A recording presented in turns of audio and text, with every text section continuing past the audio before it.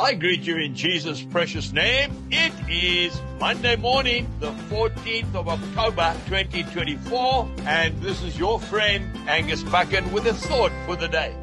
We go straight to the book of Luke, chapter 20, verse 2.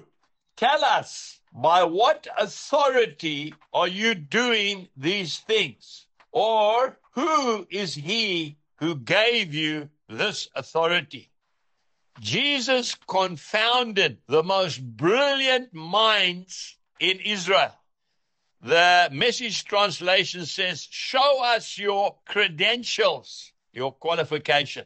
You and I need to spend more time with the greatest teacher who has ever walked upon the face of this earth if we want answers to the questions of life.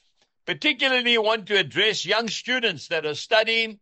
It's coming to the end of the year. They are studying for their exams. How much time are you spending waiting on the Lord? And how much time are you trying to memorize your notes? I want to encourage you to spend more time waiting on the Lord. You know why? Because when you walk into that exam room, there will be a peace because you will have committed everything into the Lord's hands. And that peace in your heart gives you a clear mind. Then you can think clearly. Not being totally stressed out, trying to remember the things you were studying until the early hours of the morning. I want to tell you about a very successful businessman. His name was Robert Letourneau. He was the inventor of earth-moving machinery. Now, the interesting thing is that he dropped out of school at the age of 14 years old. Reminds me of someone. Yes, but he was a designer and an inventor of note. You know, he designed all that heavy-duty earth-moving equipment. He was known by his contemporaries as God's businessman. His foundational verse, by the way, it's on his tombstone, was Matthew chapter 6, verse 33. We know it very well. Seek first the kingdom of God and his righteousness, and then all these things will be added unto you.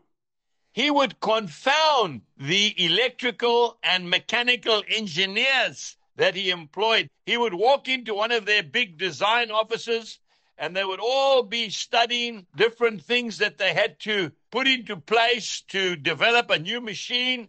And they were scratching their heads. They didn't know the answers.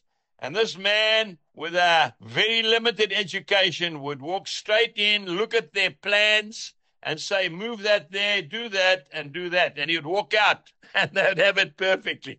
That same man used to give 90% of his income to God's work and live off 10%, and he was a multi-millionaire.